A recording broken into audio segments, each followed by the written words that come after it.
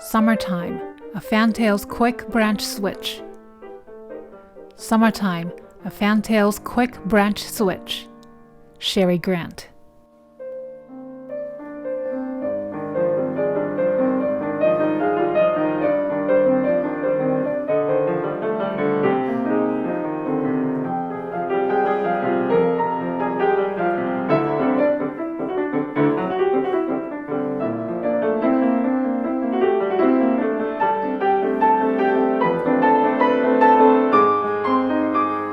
Welcome back to another episode of the Piano Pod. Here, tradition meets innovation. We bridge the timeless beauty of the piano with the dynamic pulse of today's world. I am your host, Yukimi Song. By the way, the introduction you just heard was a haiku crafted by Sherry Grant, a multifaceted artist hailing from Taiwan and now making waves in New Zealand as a concert pianist, cellist, poet, and festival organizer, who is our esteemed guest for today's episode. Sherry will take us to the magical world of poetry with a special focus on the art of haiku. She'll also share her insights into the intricate relationship between poetry and classical music, offering a unique perspective on how these two forms of art converse with each other. Later in the show, we'll be joined by a very special guest, Zoe Grant, Sherry's daughter, who at the tender age of 10 is already showing remarkable talent as an artist. So stay tuned for an episode filled with insight, inspiration, and incredible talent. So before we invite them, let me read short bios of our today's guests. As artistic director of 4 festivals since 2019, Sherry has been actively performing both in New Zealand and overseas as a pianist, although she was trained primarily as a cellist. Many composers have written music for Sherry to premiere since 2019. She is also the mother of 4 children who often perform in concerts with her. Sherry has published poetry books, edited haiku and renge journals, hosted online poetry gatherings, and judged several haiku competitions.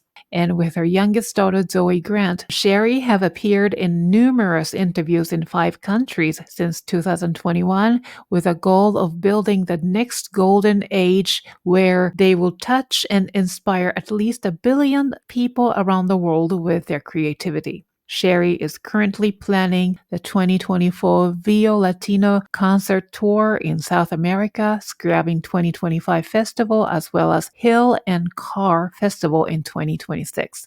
Her events are generally multidisciplinary where several art forms are combined. So here we are today to delve into Sherry's fascinating journey as a pianist, cellist, and poet, exploring how her multifaceted career has interwoven, fostering collaboration, and yielding exquisite creations. Before we dive in, a warm welcome to new listeners and big thank you to our faithful TPP fans. Don't forget to rate and review the show on your favorite podcast platform. I am thrilled to welcome Ms. Sherry Grant to start our conversation. Please enjoy the show. You are listening to the Piano Pod, where we talk to the brightest minds in the industry about how they are bringing the piano into the 21st century. So here we are with Taiwan-born New Zealand concert pianist, cellist, poet, and festival organizer, Sherry Grant. Welcome, Sherry. Thanks for being here today. Thanks, Yumi, for inviting me. We met through Facebook, I think. And then I think you saw one of the posts I made about my previous guest. Was it about Allison and Carlos Franzetti? I don't remember my previous guest. Yes. Do you know them or no? Not so well. I just saw it just by chance, pretty much. And then that's how we started our conversation. And then as we had the conversation, you told me you are also a poet, and I was like so inspired and impressed. Sherry, you are a touring musician, and your musical career started as a cellist. Then your love of music expanded to piano. And from what I read, you have always had a love for languages, particularly in English, and you picked up passion for poetry in recent years. And passion is actually an understatement. You became a poet. I mean, not only did did you start writing More poetry, obsession. but how many poems did you publish? Uh, I don't know how many published, but over 70 journals and anthologies in a very short time. I've been writing for a bit over 3 years, maybe approaching four now, and it's like yeah, I've written over 4,000 poems. Oh my goodness. Wow, that's quite impressive. So, how in the world did you decide to become a poet? I've always enjoyed reading poetry, but I didn't even know I had. It's almost like a discovering one's superpower. But it's actually ever since after the first lockdown. So I think COVID was bad, but not all bad. It's actually getting people to actually calm down and actually maybe discover some extra things that they didn't know they could do before. But you're already doing extra things like, being a cellist and pianist, and you also have 4 children, right? Yeah, for kids. Oh, wow. That's a lot. And then I hear your children are also very musical and artistic. Yeah, yeah. Often play a different woodwind instrument, even though I was actually dreaming of a string quartet, which fell through and they turned into a woodwind quartet. Oh, wow. That's so cool. Do you ever play music with them? Yeah, and we do a lot of online concerts, and sometimes I just say, "Yeah, come and play, perform with me." Actually, there's one coming up in a few days at my house. We're going to do that one hybrid fashion. So, composer friend of mine is coming visiting from China, and but he's actually a New Zealander, and another clarinet player friend, and we're joining force and playing just pretty much just works by this composer. His name is Rose Carey. Wonderful. So, sounds like music is really very much big part of not only your life, but also your family's life. And music playing is casually there, It's not like a big effort. Or maybe I don't know. You as a mom, you have to sort of tell them how The to practice. breakfast is the hard part. These days, I just like, yeah, as long as you're prepared for your lessons, then we're all good. I used to get them to do competitions a lot when they were younger, but now it's just like, yep, yeah, you already know.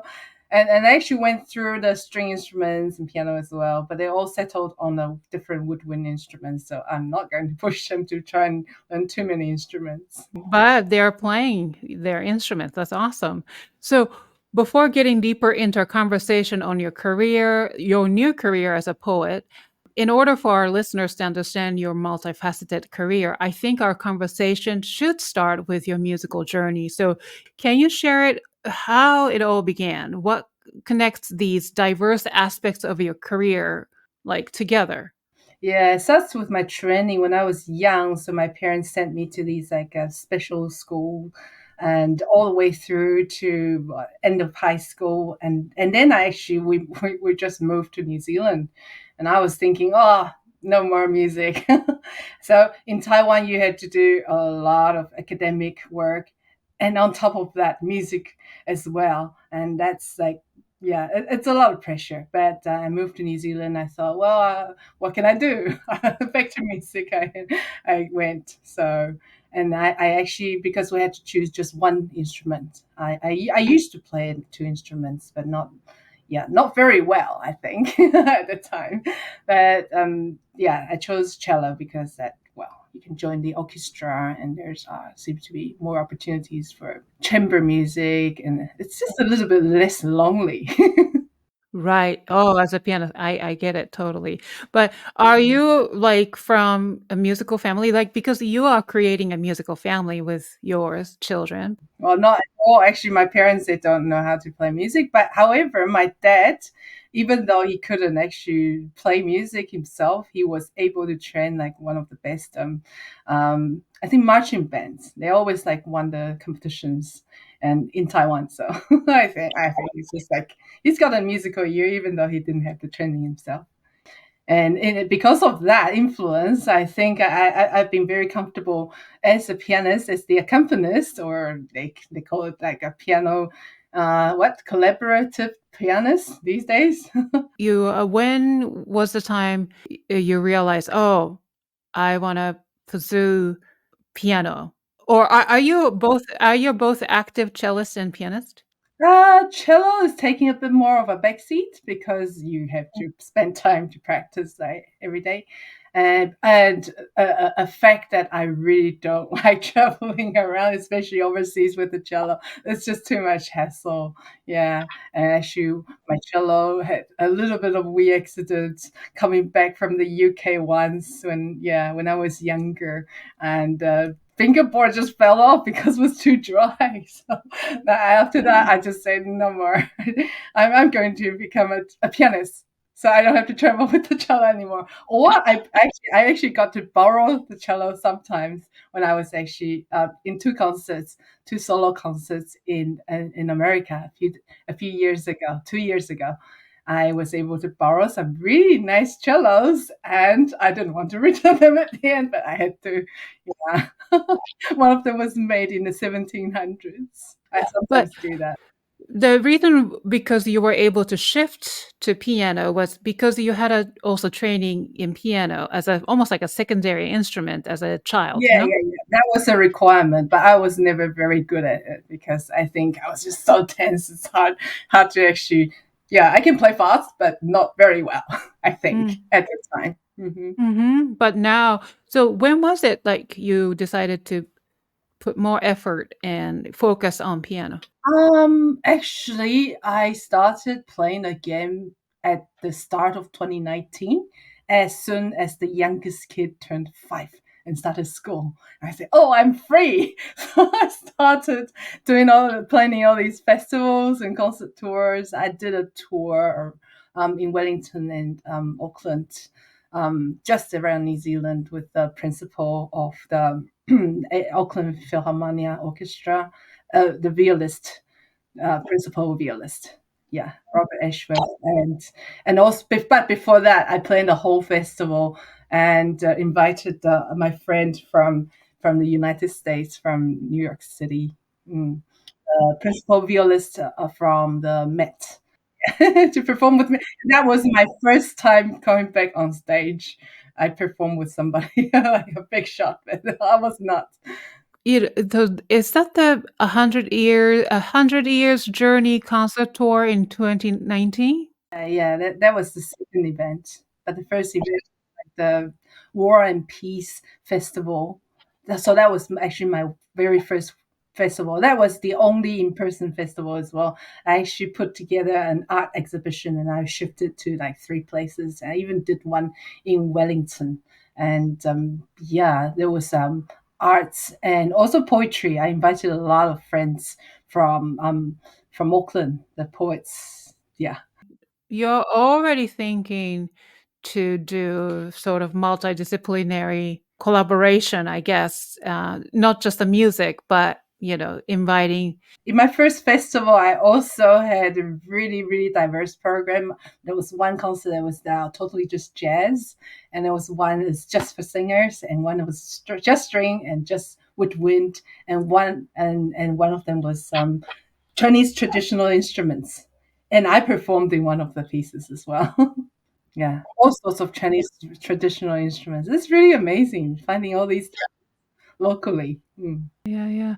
Then also, you've done so many different projects, but one caught my eye was Child of the Sun, a celebration of Katherine Mansfield in song, world premiere of Works of New Zealand. So I know you have such a love for Katherine Mansfield, who also played a musical instrument, but she was a writer, she was a poet, right? Hmm.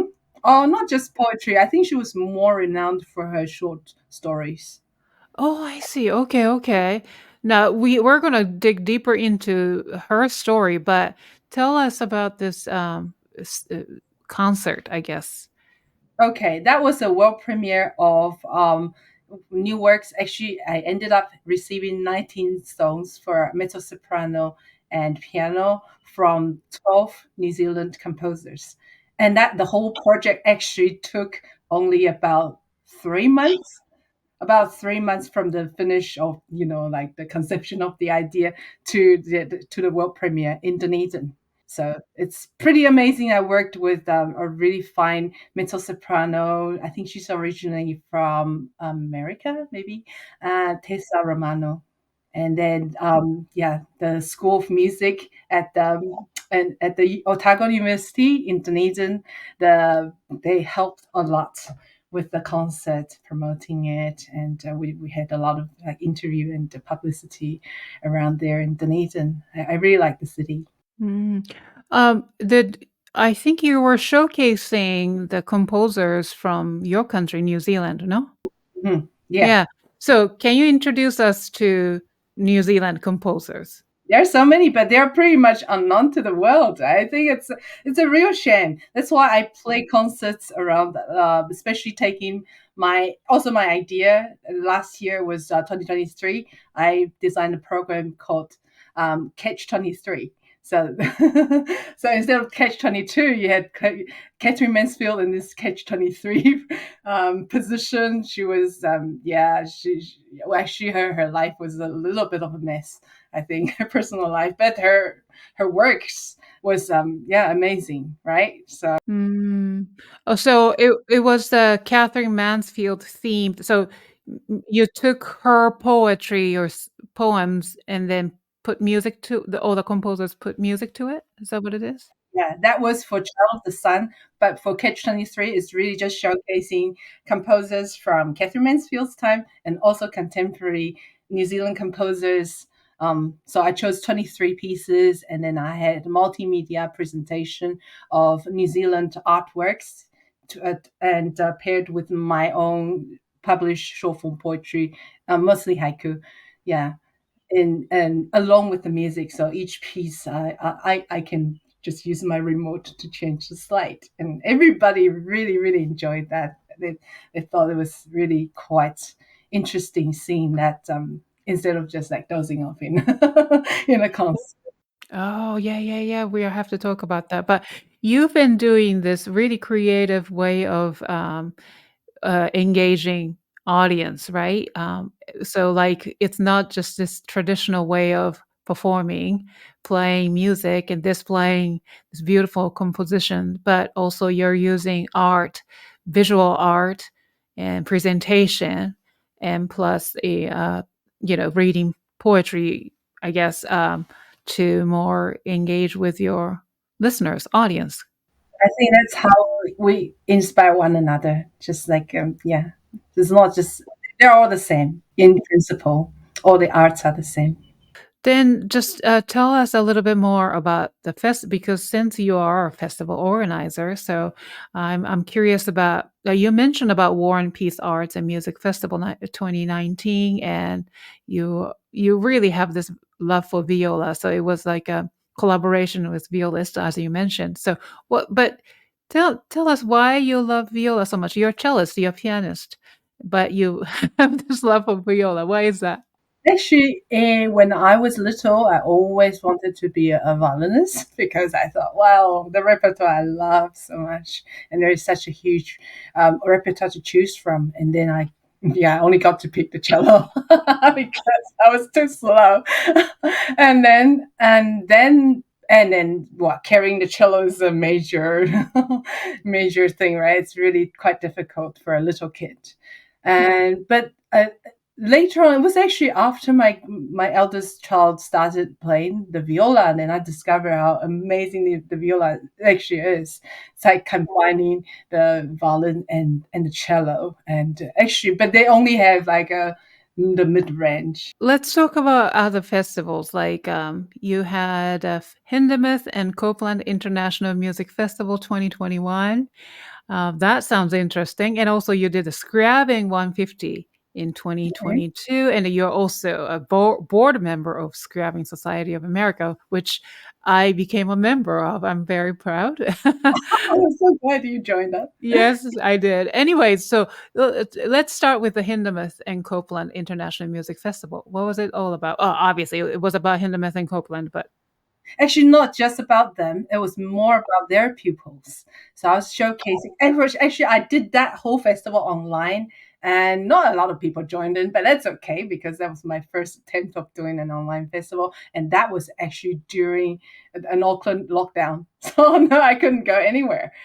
So I had to do the whole thing on online, and yeah, just like so I had to go and select. I had to do a lot of research and then finding out who the pupils were. I actually did a few interviews as well, and I invited um, festival patron, very famous composer, also the pupil of both of the composers, Mr. Samuel Adler, to be the festival patron. So and he, yeah, he accepted that and and did an interview with me. I think it was the second time I ever interviewed anyone with Mr. Adler, and I'm actually going to try and do another festival for him later on. Great. And then in the Scriabin 150, tell us what was it like? What this festival is about? Obviously about Scriabin, but That was actually Scriabin's 150th birthday. So birthday. So that was 2 years ago in 2022. And then I thought, wow, that's a very important. He's my favorite composer ever, and I just really wanted to celebrate him. And actually, I wanted to be able to learn all his pieces. And actually, just before the festival, I curated. I played 40 Scriabin pieces online in a concert, and that was the best attended concert I've ever had. Probably because my host was quite famous, and I had 15.4K people actually listening online. oh You my know, goodness. and Is your you said your husband is famous? no, no, no, the host of Your that host. Oh, I see. playing out concerts. And I think maybe on the metaverse, or maybe she's doing something, yeah, yeah, to do with that. So I think there are a lot of people came and yeah, became curious. And I'm just happy to be, pushing Scriabin music out to anybody in the world. You don't have to be a musician to be able to appreciate his music. It's just like really like magical. I listen to his music all the time, every day. I can kind of understand because you're a poet and his musical I mean his compositions are known for poetic. So I'm sure you have so much really relate to his music, no? Yeah, yeah. I have actually found that a lot of people that I try to showcase, they end up being, or my favorite composers or people. There are like musicians and poets or philosophers. So it's all connected somehow. So once again, your love for Katherine Mansfield went into this festival, International Katherine Mansfield. That was last year. That was her centenary. So she died 100 years ago. Yeah. I see. Okay. So let's discuss who this woman was. Who was Katherine Mansfield? She was originally from New Zealand, actually. That's also part of the reason I wanted to celebrate her, because some people I spoke to didn't realize she was even a New Zealander. But of course, I think earlier on, kids here, school kids there, were required to read her works. Maybe not so much, not so much like that these days. But yeah, her short stories are extraordinary. But what I love even more are her like letters and journals. And I've actually written a book I can quickly show you here, called Being Catherine. So my first book, I dedicated 100 poems to her, and this is half of them. 50 poems in here. I wrote in 50 days. You wrote poems. That's a compilation of poems, right? Hmm. About Katherine Inspired Mansfield. by her, yeah. Oh wow. Yeah. So it's just mostly actually inspired by her. Well, it's not just poetry. Some of them by her poetry, and some of them, a lot of them actually by her letters. I just love reading her. She was so sincere, I think, and quite, yeah. She's got a sense of humor and she's very observant of everything. And but she had a very short life. She died at 34. And then, but who was this woman to you? What's the strong connection? And not only she was a writer, but also she played a musical instrument. I've She seen. was a cellist. I think I really identify with her because she was like, if she was raised in one country and she really wanted to go out to another country, and then she just didn't want to be in New Zealand. She thought it was like not much happening and here, and she really wanted to be in Europe to kind of just study, and then maybe her talent actually shifted to writing later on because I believe that her parents thought she was not very good. And they didn't want her to be just a second rate cellist in the end. And I thought, wow, my parents sort of had the same complaint at some point. And they said, well, why are you still playing music? You're just a mom. You need to take care of the kids. But I think I want to show them that I can do this. I can do all these things, even though I'm a mom as well. I want to read her thing stuff, and also I'm curious to read your book.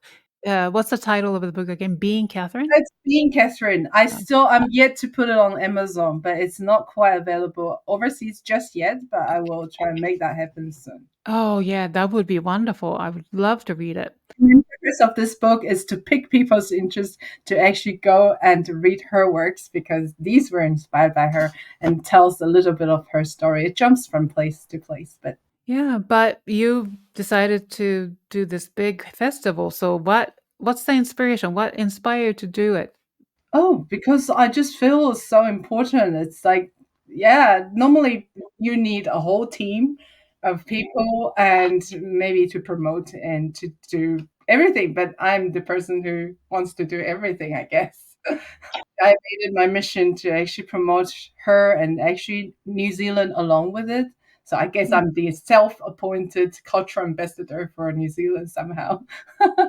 I made all the Catch 23 concerts free last year so that people get to listen to New Zealand music. From your rich background as a classical musician to your recent exploration into poetry, how do you find the creative process of music and poetry intertwine? And how has this transition, from being a musician, and you're still a musician, but into a poet, influenced your perspective on your musical career? I find a lot of similarity, like play music, especially like chamber music, because I've always been a more of a collaborative pianist and chamber musician until 2022, when I actually played my first solo recital because somebody suggested that I should play solo. Why should I just be playing chamber music? So that was actually I started playing solo piano only since 2022. And yeah, why I'm saying that it's very similar is that I'm really into writing renge, which is like a short form, a more modern kind of renku. The Japanese renku is like a series of only the renge only has 6 verses of haiku, and it's like writing with a group of friends. Usually, it's two people, so back and forth, back and forth. I actually got invited to give a workshop and a presentation at 2021, I think 2021. Yeah, uh, sorry, the Haiku Society of America. The president actually found out that I was writing renge. That was only maybe one week into my after I've written my first renge, but somehow they just invited me to give a workshop, and I think maybe almost 200 people attended online. So I knew not very much about Renge at the time, but very quickly, I had less than 2 months, maybe a month and a half. I quickly invited a lot of people. I probably invited 50 people to write Renge with me. And quite often, I wrote multiple ones, multiple poems with different people at the same time. So it was really fun. It's like playing chamber music, right? And going back and forth really quickly. You have to read your music and you have to express and you have to match. And yeah, it's so much fun. I highly recommend it. So now that you talked about renge and everything, so I would love to learn a lot from you today about haiku. Although, I am a Japanese native. I'm Korean. My grandparents are Koreans, and then I was raised as a Korean, but obviously I was born and raised and educated in Japan. So I learned about haiku and then tanka and and everything. But honestly, I wasn't really interested at the time. And then I was more obsessed about, English. So I have to learn from you. So at the beginning of our conversation, you told us briefly how you became a poet in recent years. And but what exactly is the tipping point that you immersed into this art form? Oh, that was straight after the very first lockdown in New Zealand. And we just came out of lockdown. And I guess I had some ideas, but it was not clear. And one day I was just thinking, well, it felt really, I had this urgency. I really, really need to write this down. And I wrote my first ever poem. And it's, yeah, hold on. That's, I think it's called Darkness of the Night or something. And then after that, and within the next 5 days, oh no, actually, maybe 5 days, I wrote, I don't know, at least five more poems. And I can't remember the exact number. And I thought, actually, I feel like this is another way of expressing myself, apart from like being a musician. And my English is sort of good enough to do that. And so I actually I got to know another haiku poet in New Zealand. She was an editor of a journal, and then I just did like email correspondence with her, and she sort of just very gently and yeah, told me about this form and that form, and there's this journal, this competition that you should try out. And then it was really nice. Yeah, her name is Patricia Prime, and I'm really grateful. It's just like a great mentor to me. It's really the mentorship or somebody that you meet that changes your life, who changes your life. And Yeah, these days, actually, my youngest daughter Zoe, she does that with me. So we host a lot of like haiku, actually renge gatherings internationally. We do it regularly. This is the third year, and yeah, I think no, or maybe we've been doing it since 2021.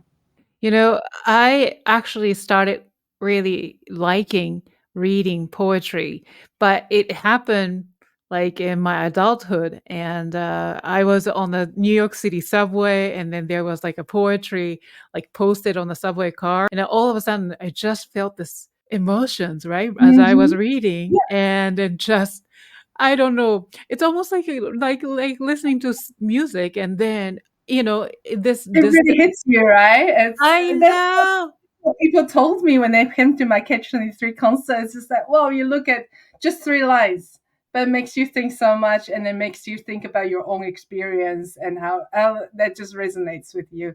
I think that poetry is really powerful, and especially haiku, but haiku is just another form.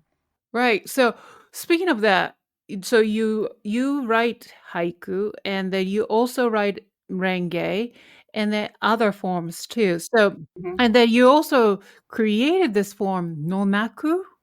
Yeah, nonaku. Okay. I know haiku, but for those who are still like, trying to figure out the differences. So what's haiku?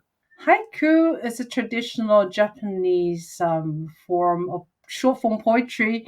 In Japanese, it's actually not written in. I think traditionally it's just in one line, but then people know where to divide it into sort of three sections. So it's actually three lines. And the modern haiku, unlike the traditional one, actually works better in Japanese, but not so well in other languages. It's in 5 syllables for each line, Mm. but it doesn't apply in English, especially. Like it just feels so long if you try and fill it out. So maybe you get more 4 or 4 6 4, or it's not really set. So we these days for modern haiku, we just say short, long, short is like the standard. But you can also break that, and you actually in haiku you don't even have to be in three lines. I think from one line to 4 lines they can all qualify as haiku. Oh, Mm-hmm. so there's no set like numbers of like syllables? Is Syllables. I think that's the thing that's actually making it really stiff.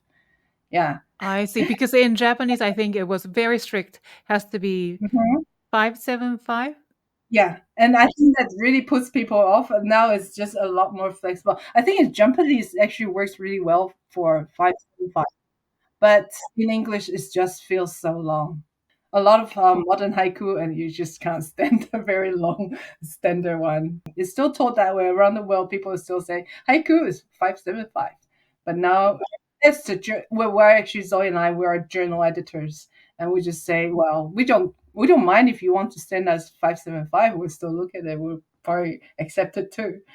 Mm. Wow. Now, also, I there is a variation of haiku, longer version. It's called tanka. That's Hmm. I remember 57577 in syllables.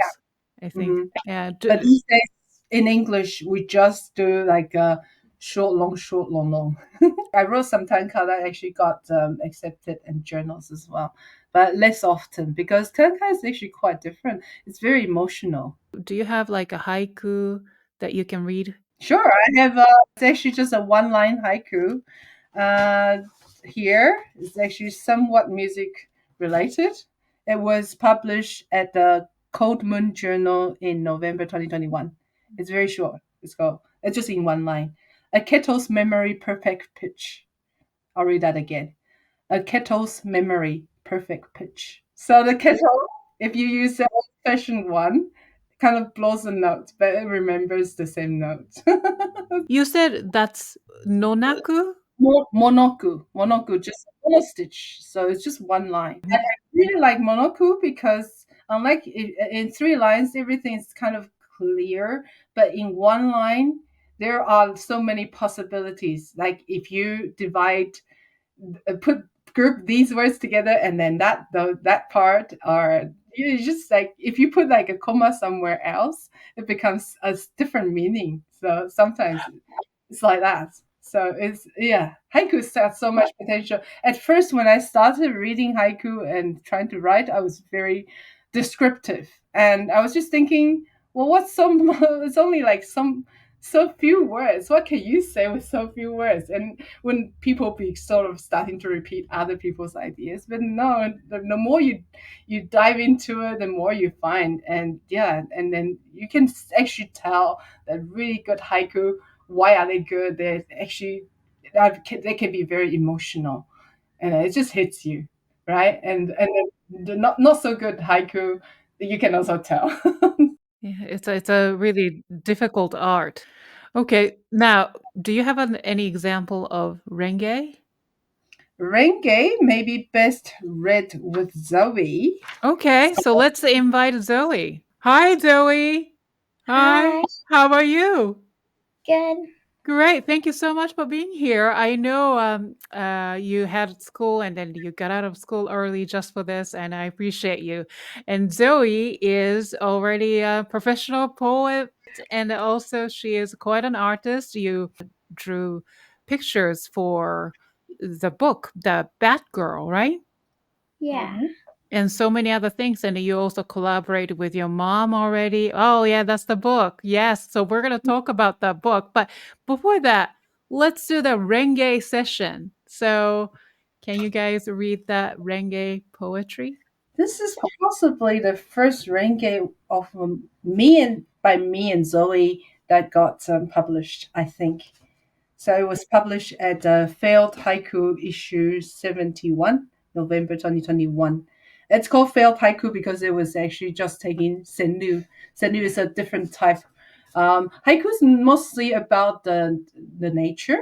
So not, but the Sennu is more like humorous and it's about people more. So it's a different focus. So that's why they call it failed haiku because it's not haiku anymore. So, okay. So this one is called Encore. Fashion Week. All the rodents out for a catwalk. little ballerinas, too much makeup on. Encore, they shout. He just wants to go home. Speech night, forgetting what to say next. Paparazzi. A dog comes sniffing. New movie, I write my doll's script. So the main thing for people to do in a rain gate is you have to link and shift. So you kind of get inspired by something in the first verse, and then first haiku, and then the next person needs to take that and kind of, yeah, write something starting from that, but then going away from it as well. So it's got so much possibility. Yeah, Wow. you never know what's going to happen next. Yeah, Yeah. it just blows my mind. But is it so you were going back and forth between you and then Zoe. So you both wrote it? So the Mhm. line that you read is written by Sherry and the Yeah. line Zoe was, oh wow, is that how it works? Yeah, back and forth. It's a lot of fun. But you can also have, like, because it's 6 verses, you can even write solo renge by yourself, which is not as much fun, by the way. But the standard is 2 people, but you can also have 3 people writing two verses each, but also taking turns. And then you can also have a 6 people version, which is just like each person contribute one. So I think it's a highly social, yeah, thing to do. It's really a lot of fun. And then it's like you can improvise. Oh yeah, improvise. Wow. It's totally about improvising, because I can write very fast. Sometimes I can finish a rain game maybe within 20-30 minutes with friends just online. We've been doing a lot online, and sometimes I do multi renge. It's like I do with a lot of people or the same person, but we write, say, well, if somebody gives me 6 or 10 starting verses, I probably reply to all of them. They're all different. And then we just carry on, and then we end up with like 10 renge at the end of the Wow. exercise. And then we just yeah, we just send them off to different journals, and then sometimes the journals take them. It's really great. And then Zoe and I, we actually started our own renge journal called Renning Renge. So this is the issue one. We started last year. Wow. What is that? Yeah, a lot of people submitted from around the world, and it's just a whole bunch of maybe over 20 renges, and there was an essay. I wrote an essay as well. That's Renge's got a history of about 31. I think it's about 31 or nearly 32 years old now. It was invented by my friend Gary Gay. And we host these sessions to twice a year to invite, well, we invite guest speakers to come in and talk about haiku or renge or anything haiku, short form poetry related. And then we write together, and we've been getting consistently about 20 people, 20 to 30 people each session, and we run 2 sessions each time we do it twice a year. It's called International Renge Gathering, and it's quite popular. We've done 5 of those. I think the 6th one's coming up this April. I'm looking forward to that. wow. It's like a totally jam, right? Like a improv jam. Yeah, we're jamming with people except with words. Like jam sessions. And then at the end of it, you have a product. You can send it to journals and all. I just say just send it to us to Renny Renge, and we can publish it. Oh my goodness. I don't think I can ever do that. My mind is it mind blowing. But Zoe, this is incredible. How do you like doing this? It's very fun. Yeah, and then have you been writing your own poems and everything since you were a little kid? Yeah, since 2020. Since 2020. Wow, that's like 4 years ago.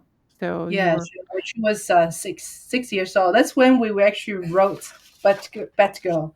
So it was like maybe 5 or 6 months work with her. Just these were actually particularly poems that I wrote with her or inspired by her. And is it okay if she reads one of them? Yes, please. It's raining cats and dogs. It all started with a single dark cloud. This cloud, feeling lonely, invited friends over for a party. In their drunken uproar, the clouds started fighting. They began throwing cats and dogs at each other. After hurling thunder and lightning, little Zoe, who never had a pet, came outside with her great big box, collected raindrops filled with cats and dogs. The next day she put up a sign which said, "Pets for sale with free ginger ale." Many customers queued up. So the next time when it pours, I wonder other animals will drop from the sky. Perhaps goldfish or sheep I get to bring home and keep. So we were kind of exploring rhyming at the time, and she did this great picture for it too. So that was her, Zoe, trying to collect cats and dogs in the raindrops. I don't know if you can see. Wow. Beautiful. Thank you so much for reading. Wow. It just comes from your heart, your impression about the, storm, the rain. I can almost hear the music. It was Yeah. actually it was inspired by a song, right? You had to learn at school. That was kind of on and off. We had a lot of lockdowns, but that was in between lockdowns, I think. And it was also called It's Raining Cats and Dogs. And then we thought, oh, okay, we can use this. And then we write a poem about it, inspired by it.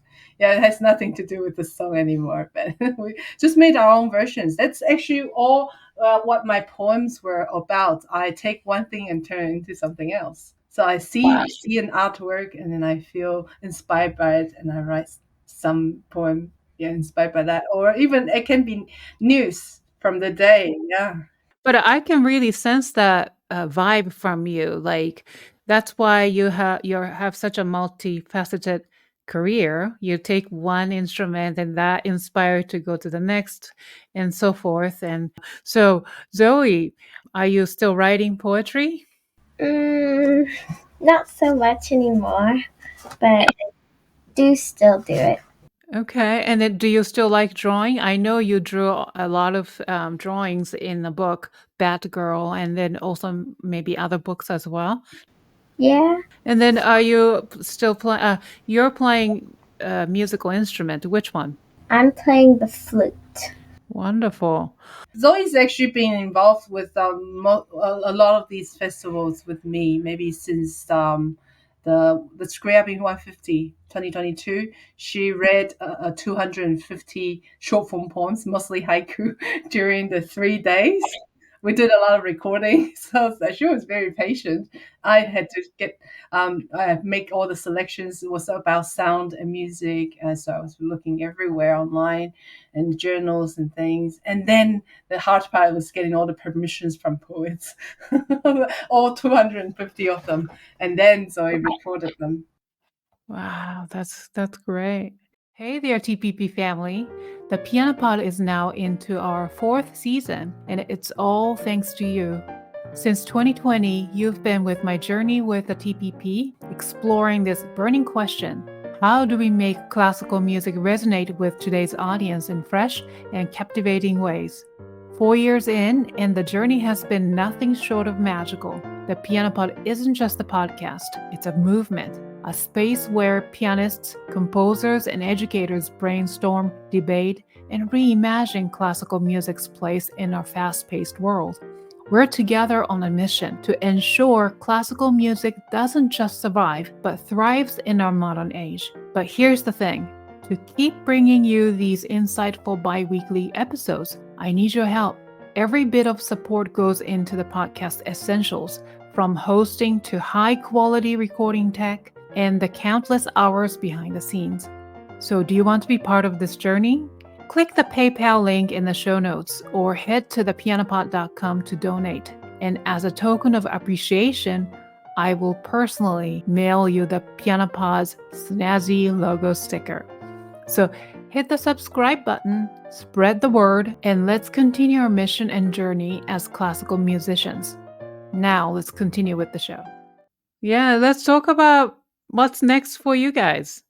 So I've done Scriabin, I've done Katherine Mansfield, Hindemith, and Copeland. Next is back to Scriabin. Actually, this year I was planning to have a festival as well, but then I thought, well, maybe it's a good time to have a break from festivals because I'm also planning a concert tour to South America. So in 2022, I toured Canada and America. In 2023, I toured Asia, so that was Thailand, Hong Kong, and Taiwan. Taiwan, I only had one week. I was like 20 years I haven't been back to Taiwan. 1 week, 3 concerts in 3 cities. So it was a whirlwind.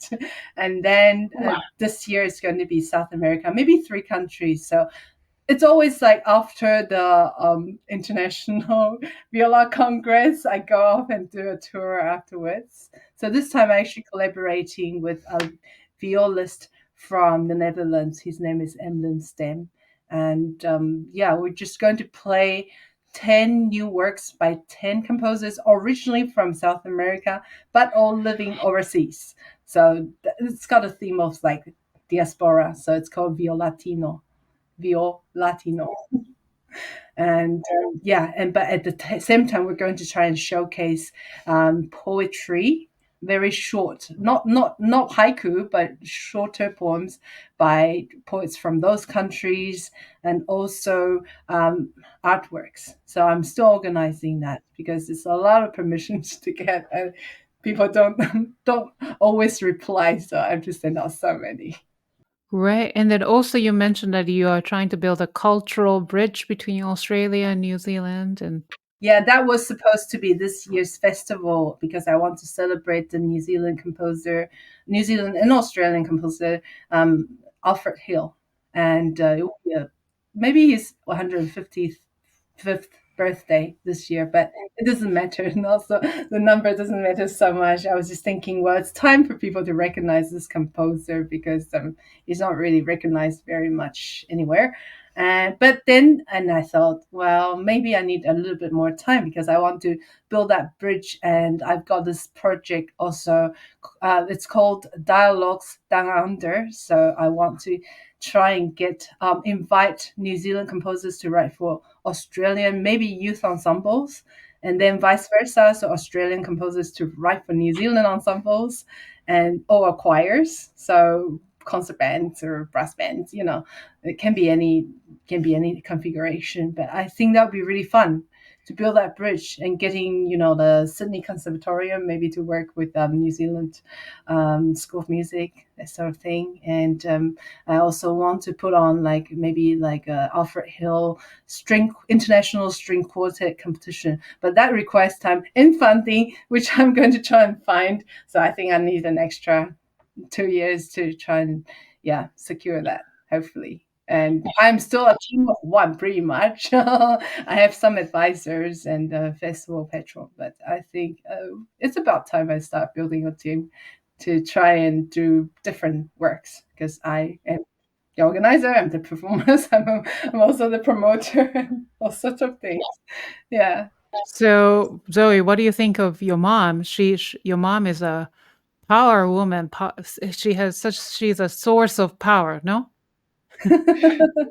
Yeah, but next year I'm going to see if I can get back to performing in America, and because I want to celebrate Scriabin's 110th.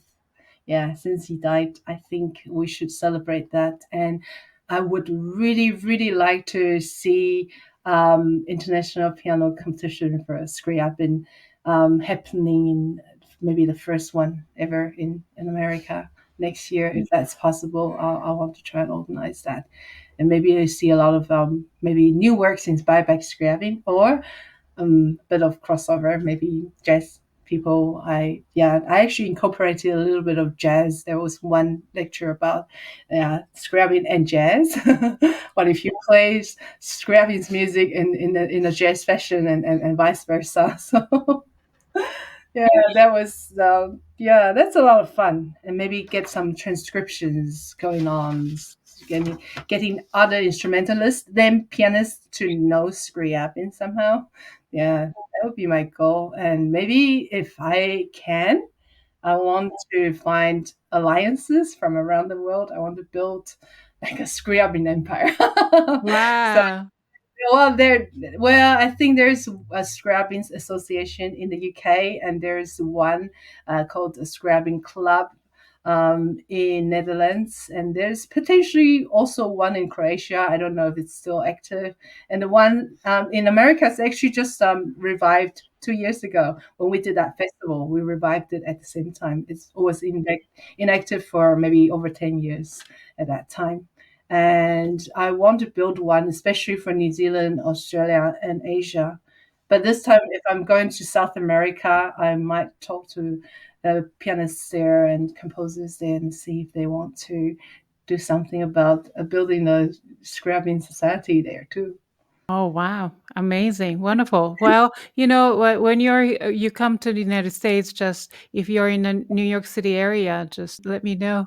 I really appreciate my friend Joel Petrich because he was the host for my very first solo piano concert recital at the Clavier House, Oh, and yeah. yeah, Love your I'll house. never forget that. And actually, I'm dedicating this 2025 Scriabin Festival to his memory because Oh, wow. unfortunately he passed away last year. Yeah, like a sister project of Scarlatti, the only Scarlatti 555. And you can imagine what that's going to be about. So Scarlatti 555 now, because I think it's time to, yeah, for people to look at his music again. And I want to see if I can find 555 pianists or harpsichordists to participate in this Oh, project. wow. Videos from around the world, Hmm. and but each person doing a different keyboard sonata by Scarlatti. And I'm pairing it with Scriabin just because the last name starts with the same two letters. Tell me about your 100 100 days, 100 plays. challenge or Yeah. something. Yep. So recently I was down with COVID, unfortunately, but the nice thing that came out of it is I started writing, reading plays with the writing plays in mind, maybe at the end of this exercise. So I've set myself, well, in the next 100 days, I am going to read 100 plays. But plays, they can range from, say, 50 pages to the longest one I've seen, maybe 150 page thereabouts. So, but I aim to do one a day. So if I don't, I have to catch up somehow.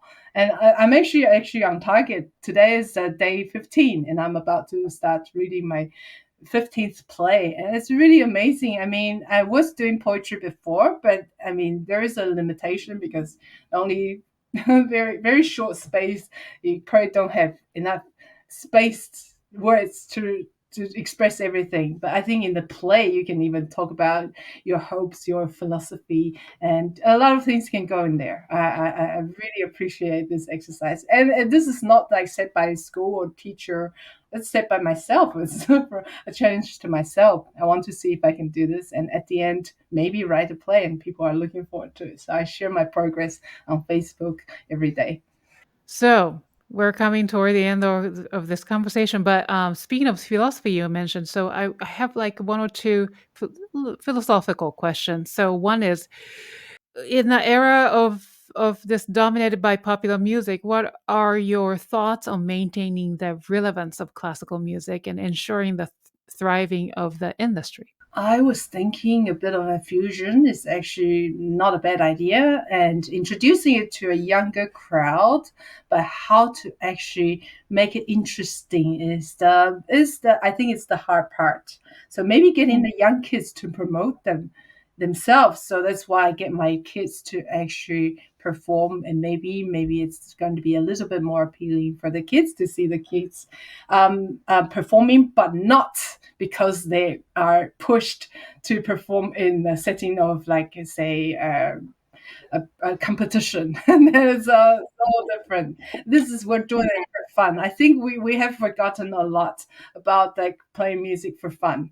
That's why I really bring us back to the next, actually the next golden age, which is about, there's like a lot of people inspiring one another. They're all different disciplines, so it could be a poet or a musician and painter or all sorts of philosopher. They're all in the house or at a cafe, and they're all talking, and they're just, yeah, getting ideas from another person. I think it's really essential. So I'm doing house concerts now, with my kids and my friends, and I'm hoping that, yeah, when the arts intersect, we're just, yeah, I think there'll be magic.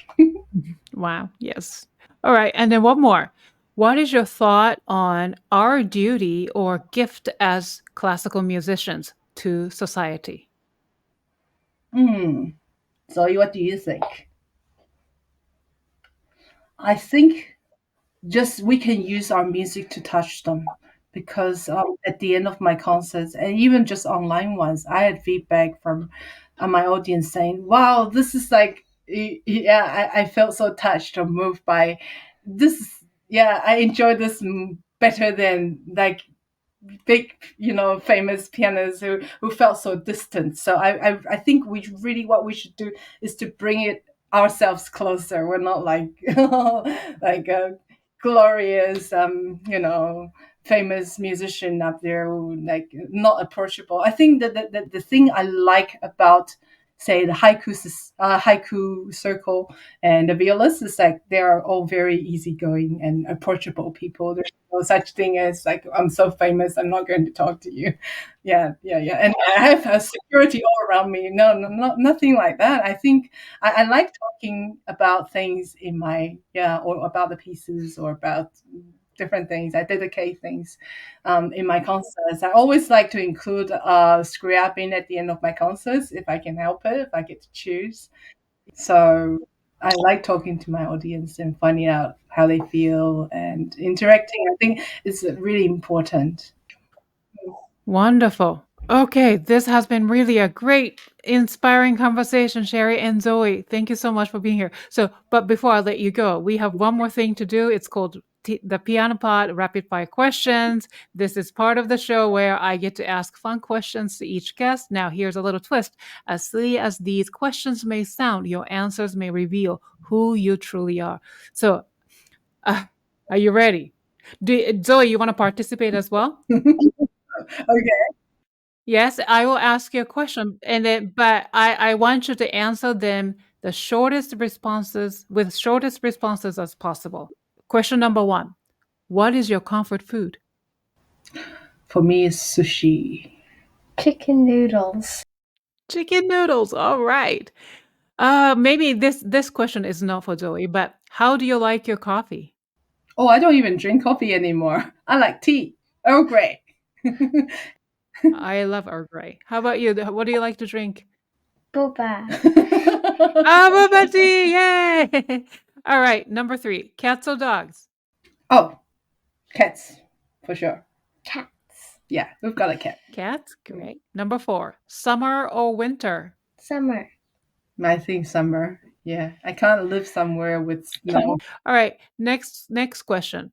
What skill have you always wanted to learn but haven't had the chance to? Maybe this is not for Zoe because Zoe is still 10 years old, but Yeah, my parents always said, "Why are you not a composer yet?" I think they assume that being a musician, you must be able to compose. So I am yet to be a composer. I want to compose an opera, but I want to be able to also write the librettos. I'm learning to write a play now. So that would come, but it would take time. all right, next one.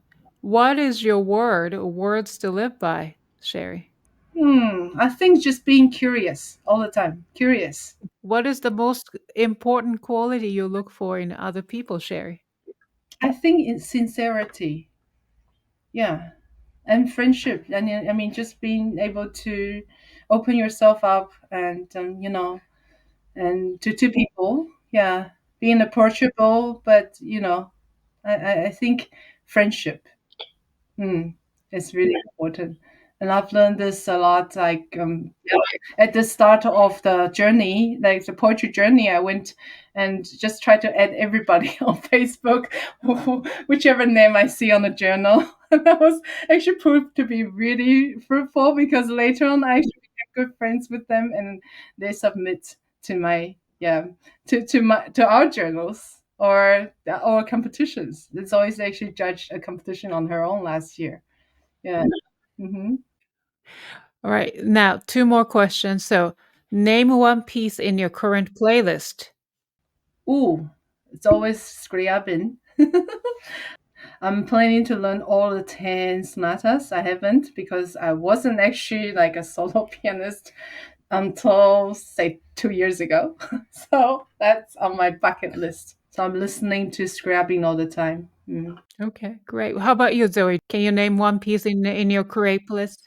What do you like to listen to? Taylor Swift. Oh, okay. That'd be fine too. Yes! Taylor Swift, which one? Which song do you like? Blank space. Blank space. Okay, I don't know that one. I have to listen to. So, last question. Fill in the blank. Music is blank. Music is emotions. But music is everything. How about you, Zoe? Music is cool. Yay! Cool. Yeah, music is cool. That's a great answer. So that concludes the episode, this episode of the Piano Pod. Thank you, Sherry and Zoe, for joining my show today and sharing your stories, beautiful stories and insights and expertise. So for the Piano Pod's listeners and viewers, please visit artsinfinitypress.com to learn more about Sherry's work and also Zoe's. Thank you to my wonderful audience and fans for tuning in. If you enjoyed today's episode, please rate and review it on whatever podcasting platform you use. Remember to hit the thumbs up button and subscribe to my YouTube channel if you are watching this episode on YouTube. Follow the Piano Pod on social media to get the latest piano news via Facebook, Instagram, TikTok, and LinkedIn. I will see you for the next episode of the Piano Pod. Bye, everyone, and thank you, and bye, Zoe and Sherry. Thank you so much.